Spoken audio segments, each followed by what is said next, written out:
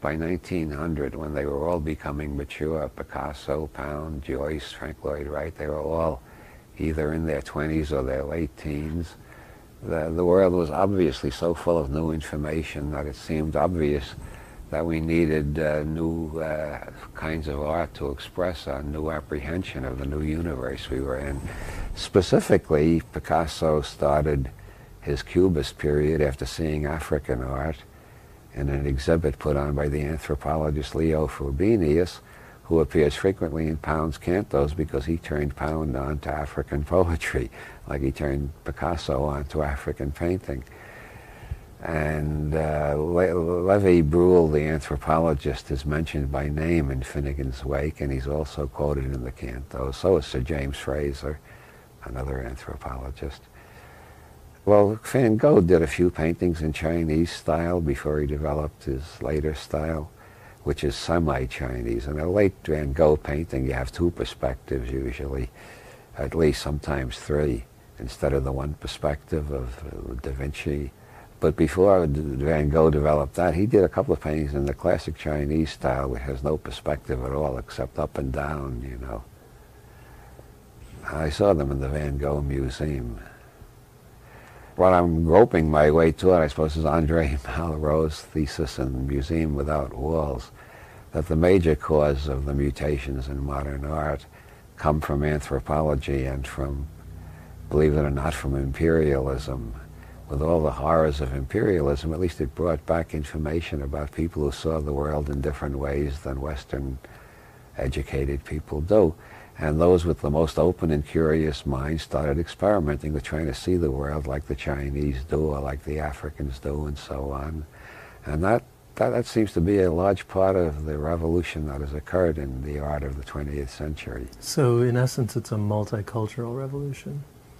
Yeah, well, the cantos, if it's the tale of the tribe, as Pound says, who is the tribe?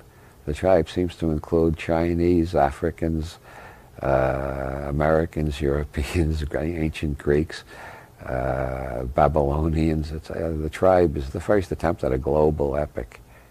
And do you think in our own time we're getting closer to this? Yeah, well, I think the internet is bringing us closer and closer to the point where the tale of the tribe will be available to everybody, whether they read Pound or not.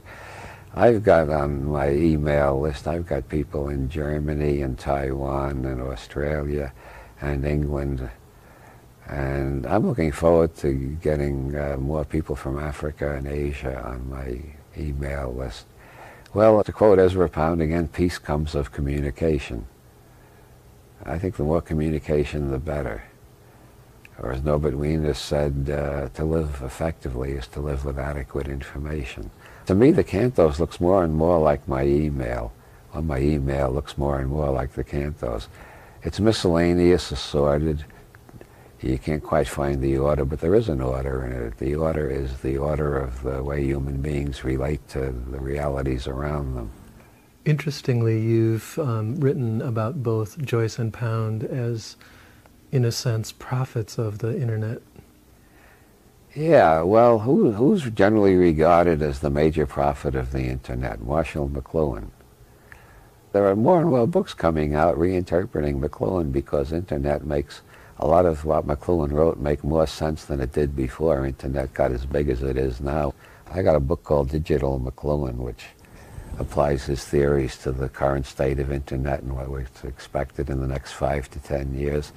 Now, McLuhan always said he got most of his ideas from Joyce. That's no secret. In almost every book he stops off somewhere to mention James Joyce as the major authority on how media affect us.